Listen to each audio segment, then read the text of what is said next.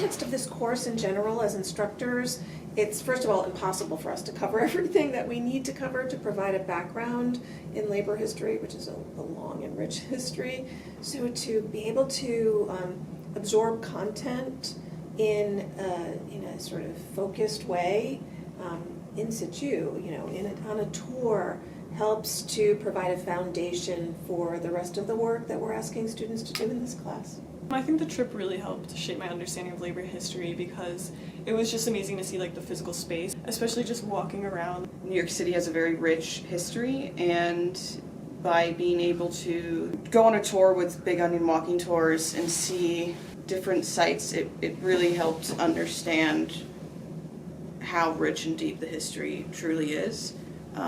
It's very exciting to know that this is just the tip of the iceberg with the amount of histories, different histories in New York City. The trip to New York gave a new perspective on how cities and towns chose to remember their past and the role of unions in the building of said towns and cities.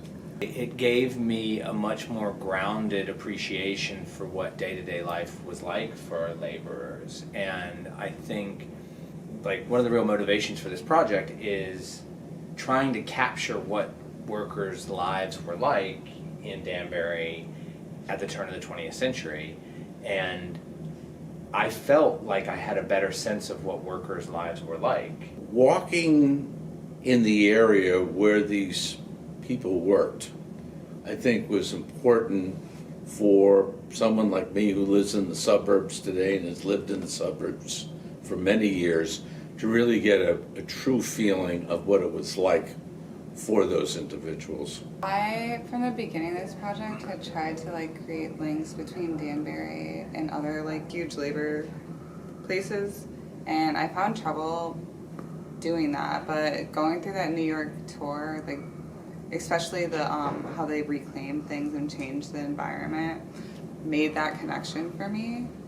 And I was able to see Danbury in a broader context. The other thing that became clear when we listened to a really energetic tour guide talk about the labor history is that labor history has a much deeper and more prominent presence in New York City than it does in Danbury, which was one of the inspirations for this project in the first place. It's a very important city to look at when you're studying labor history. I think one of the things I can kind of really hit me is when I saw the triangle, where the triangle factory was. Our excellent tour guide that we had, Alice, really gave us great detail on it, and the professors also helped a lot as well in terms of sewing it up, so to speak. It just feels more real, seeing the places, and especially if they're places you never knew they were before. In person, rather than reading that, is such a transformation.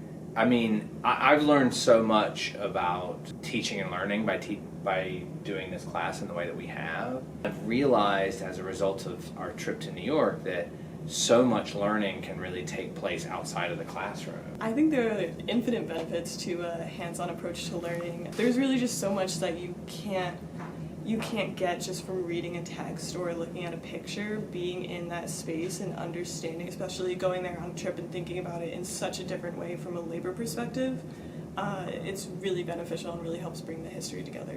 You can look at pictures and read all day, but if you're not experiencing it first time, you'll never fully understand it.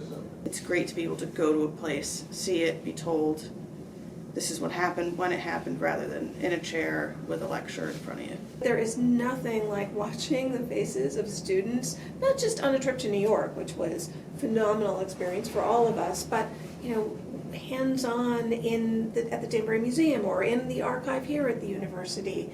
This idea that they are explorers and they can discover things that may or may not have been discovered by anyone else before.